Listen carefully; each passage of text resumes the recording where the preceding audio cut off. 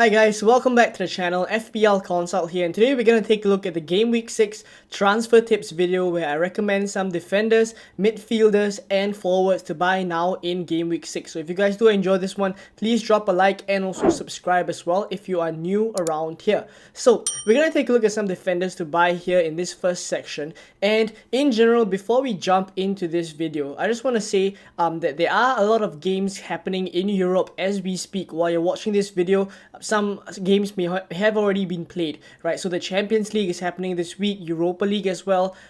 Teams like Man City, teams like Newcastle, which are teams we would look to target now in Game Week 6, are going to be playing. So we will hear from managers. We'll also need to take a look at their injuries for players if they do happen before we make transfers. So the advice is just to hold off on your transfers now. Wait until closer to the deadline where the press conferences are out for the Premier League games, and then we can make our transfers then. So let's jump into the video now.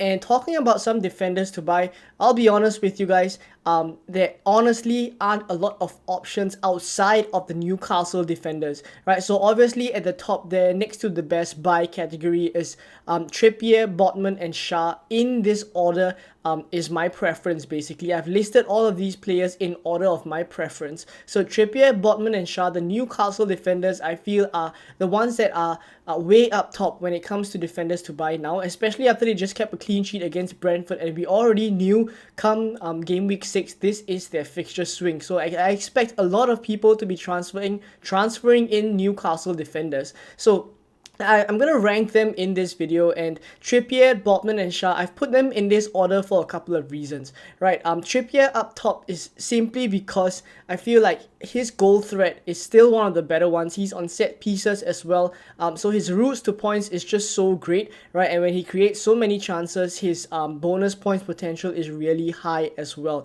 right? So he has an expected goal involvement per 90 of 0.16, and when you compare to Botman's actually a little bit higher, but I'll speak about that in a bit. But 0.16 for Trippier is actually much lower than the numbers he was putting up last season. But the thing is, he is still on all set pieces. He's still on all free kicks. So we know that Trippier is still key to the Newcastle attack, and he just needs to pick up one attacking return coupled with a clean sheet, and that's bonus points. So I feel like Trippier justifies the 6.5 million price tag on him at this point.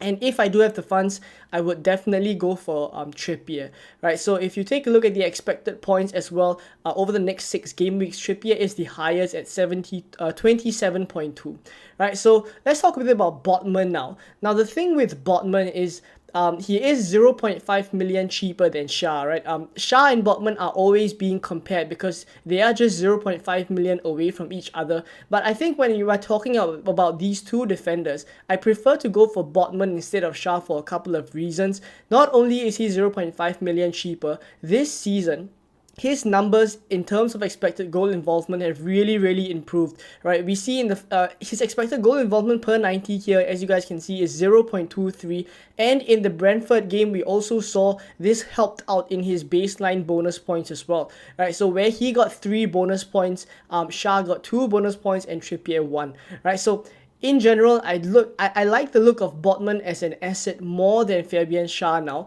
right? If you ask me this question last season, I would probably recommend Fabian Shah, but for this season, I actually think that going for Botman instead of Shah is the better option, right? And it saves you 0.5 million as well, right? So what's not to like there? But the thing is, when it comes to these 3 defenders, it also depends on who you are swapping them out for, right? So take for example Ben Chilwell. I think you will have more than enough funds to sell Chilwell and get Trippier, right? Because Chilwell is quite expensive as well.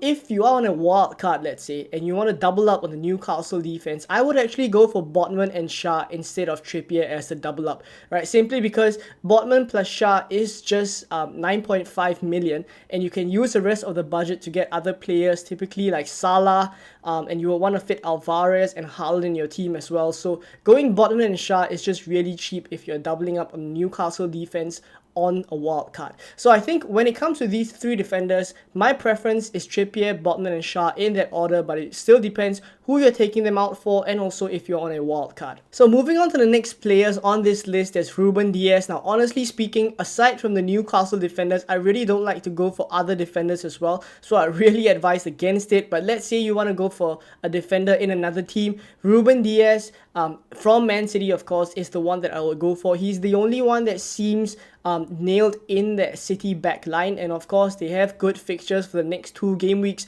If you are looking to just bring someone in for the short term and you don't want to go for Newcastle assets, then I think Ruben Dias is the one.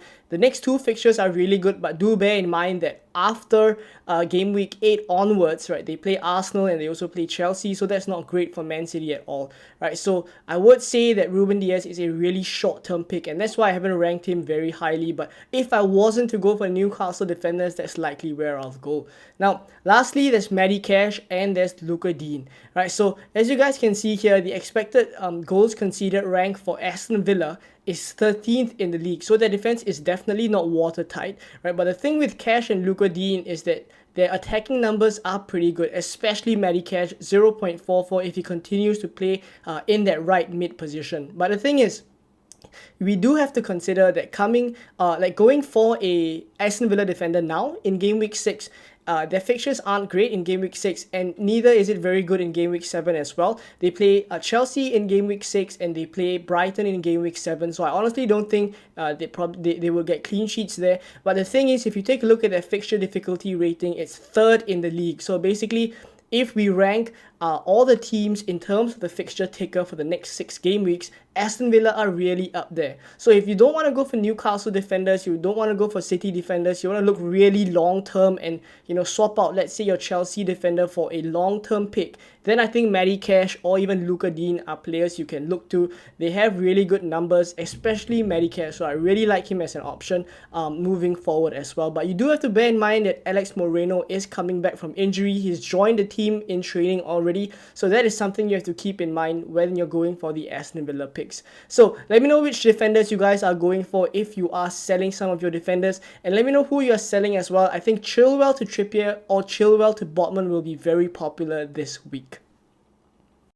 So next up, we're looking at midfielders now to buy, and once again, it's a similar trend where there's not a lot of good midfielders to buy, simply because those that are in your teams right now, I'm talking about players like Marcus Rashford, players like Bruno Fernandes, they are the ones with the good fixtures. They're playing Burnley, but the thing is, Manchester United have not been performing that well, and potentially some of us are looking to offload our Manchester United assets. Maybe because we've lost patience as well, right? Not only that, some of you guys with Martinelli, you have to swap them out. Some of you guys with your Spurs assets, you doubled up on them. Maybe you want to reduce the overload on Spurs assets, then you want to look somewhere else. Then I think you can consider the players on this list. But I do have the 2 Spurs players here, so if that doesn't apply to you, you can look further down the list or further up the list if you can afford it as well. So at the number 1 spot, I have Mohamed Salah. Now, come game week 8, we definitely want Mohamed Salah in our teams once Liverpool's fixtures swing really well, right? And he's the most nailed Liverpool pick out there. He's definitely going to get 90 minutes, potentially still on penalties as well, and he has returned every single game week. Now, if you take a look at his numbers, it is top of the charts here. 0.61 expected goals, 0.66 expected assists, right? So if you take a look at it, these numbers are just truly stellar compared to all the other midfield picks here.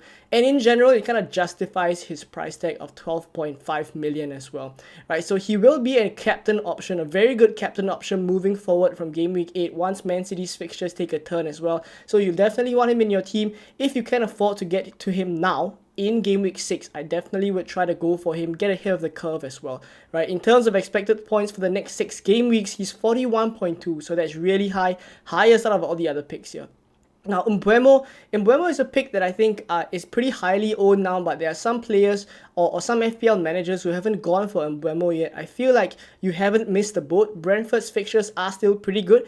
On the fixture difficulty rating, they are 6th in the league for the next 6 fixtures. So the fixtures are still there for Mbeumo. He's nailed 90 minutes, penalties, all that jazz. So you will still want Mbeumo in your team moving forward. His numbers are really good as well, right? 0.68 expected goals per 90 actually tops the XG chart here. Now, I've put the 2 Tottenham players right below Mbeumo here in terms of Maddison ahead of Son, right? Because if you are looking to, let's say, replace someone like a Foden, right? In my position, I have Foden in my team. And the thing is, there aren't a lot of good midfielders that I can get to. Salah's too expensive. I already have Mbeumo. Then I think moving slightly ahead of the curve and just getting in a Spurs midfielder should be the way to go, because come game week 8 and game week 9, you would want Spurs assets anyway. They have Luton and they have Fulham in game week 8 and 9 respectively. So if you go for, let's say, a Foden to Maddison move, that's kind of just shifting the future transfers forward as well. So that's one of the ways you can think about going for a Spurs player now, even though right now they play Arsenal, which may not make too much sense, but in the long term, it's not too bad, right? Even though they are 13th on the fixture ticker, right? That's simply because of their game week 6 and game week 7 fixtures, but thereafter it looks good for them. So I think bringing in Maddison or Son with a long-term view is not too bad as well. And to be fair, there aren't really a lot of great options in midfield to go for now. Alright, and then there's Diaby and Neto. Now, Diaby is definitely also a very long-term play. Right now in Game Week 6, he has Chelsea. Game Week 7, he has Brighton. So you'll be thinking, why would you want to go for Diaby now when he has tough fixtures? But after that, it looks really good. 0.26 expected goals and 0.47 expected assists. He's been doing really well since he's come into the Premier League. Aston Villa have been pretty strong in the attacking sense of the game as well. And Diaby always in and around the box getting the attacking return. So I definitely think that if you get Diaby into your team now, you would be slightly getting ahead of the curve as well. Now, Pedro Neto, I've just put him in here because I think he's a decent enabler. If you are trying to get funds to, let's say, move for a Salah somewhere else, you need to downgrade a midfielder to get to Salah. I think Neto is a decent option. I mean, in general, I wouldn't play Neto every single game week, but he's been getting assists almost every other game. So he's very, very creative for Wolves. 0.47 expected assists per 90. He's actually repaying the faith that we actually trusted in him last season. If you remember, most of us started with Neto in our teams last season and then quickly transferred him out because he wasn't performing. But now in this season and in the first 5 game weeks, he's been putting up really good numbers for Wolves as well. But in general, I would say that Wolves don't score a lot of goals. So he would just be simply an enabler, and I probably would bench him most weeks as well. So if I was shopping for any midfielders in Game Week 6, these are the picks that I would go for.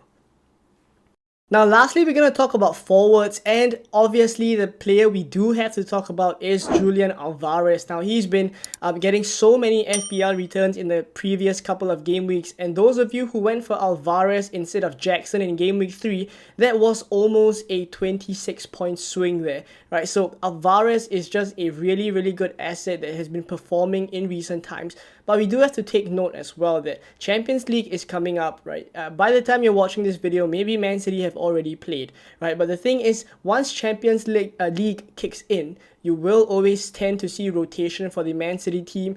And to be honest, when Pep says Alvarez is kind of undroppable, I don't really believe that as well. Pep never ever calls people undroppable, and in fact it actually makes me think the reverse, right? That maybe a benching is coming soon, right? But in general, we will get leaks for the Nottingham Forest game in game week 6 because Man City are the early kickoff, so it's likely we will get some leaks. There's no 100% confirmation, but if we do get leaks that Alvarez starts, I think Jackson to Alvarez will be a very, very popular move for those of us who have lost patience with Jackson, right? You look at Alvarez's numbers as well, 0.38 expected goals, 0.25 expected assists. These are really, really good numbers that he's putting up, and he's playing 90 minutes almost every single game for Man City. He's starting consistently. So the only issue is really that rotation that Champions League may bring. The next couple of games we'll have to kind of do a little bit of projection to see when you think Alvarez will be benched, etc. If you're willing to take that risk that he may be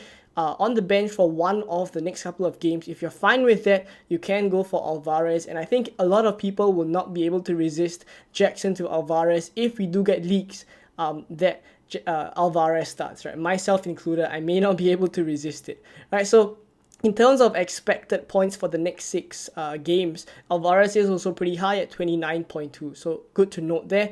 And for the other picks that I've gone for in terms of forwards to buy, I've put Edouard and Morris under Alvarez. So talking about Edouard first, I think Crystal Palace's fixtures are decent, right? Even though it's 8th here on the fixture difficulty rating, if we extend it to about 12 game weeks time, 12 game weeks fixture ticker, Crystal Palace are actually pretty high. They're actually one of the top 5 teams for a longer term. So if you don't intend to wildcard anytime soon, I think Edouard is a good long-term pick. He's quite cheap as well. And in this Crystal Palace team, I think Edouard is someone that is really flying under the radar. You take a look at his expected goals per 90 numbers is 0.65, which is kind of the best out of everyone in this list. So he's really flying under the radar, and he's been getting good returns almost every other week for Crystal Palace as well, right? Whether or not they win the game. So I think Edouard is a very, very good enabler if you are looking to downgrade and get some funds to maybe fund a Salah move elsewhere,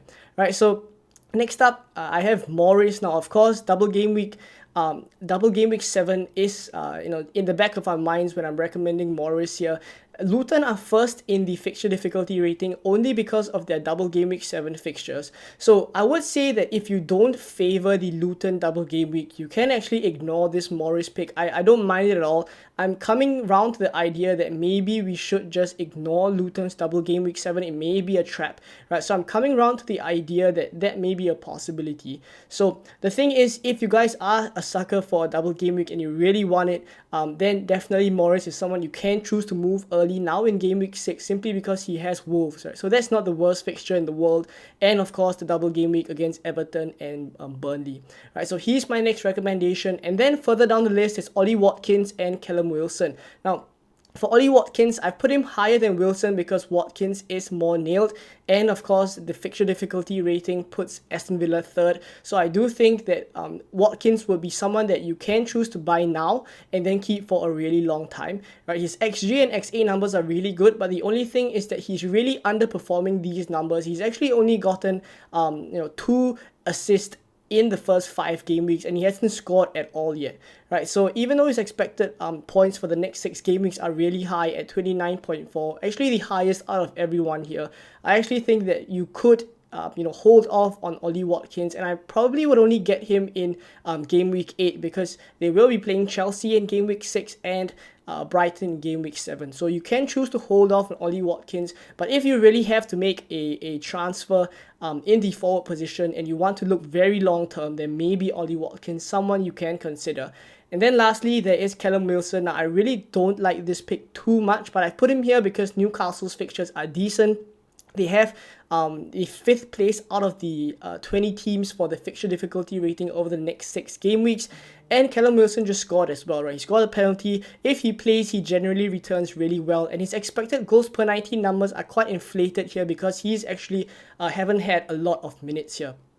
So 1.19 is simply because of the XG that he's accumulated in the game that we just saw. He scored a penalty as well. So loads of that XG came from there. But in general, you take a look at his expected points for the next 6, 18.9. Now this has factored in the minutes potential as well, right? So obviously the Fantasy Football Hub algorithm also feels like he will be rotated with Isak. Obviously, once Champions League kicks in, we probably will see a lot of rotation for the attackers as well. Maybe not so much for the defenders, but I definitely think like Newcastle attackers are at very high risk of being rotated, as we already saw in Game Week 5, where Eddie Howe swapped up quite a number of players. So there we go. These are the defenders, the midfielders, and the forwards that I would recommend, or I'm actually looking to buy right now in Game Week 6. And I think you guys can consider the numbers here, take a look, but of course, wait for the Champions League games and also the Europa League games to be over before we make our decision. So I hope you guys found this video useful.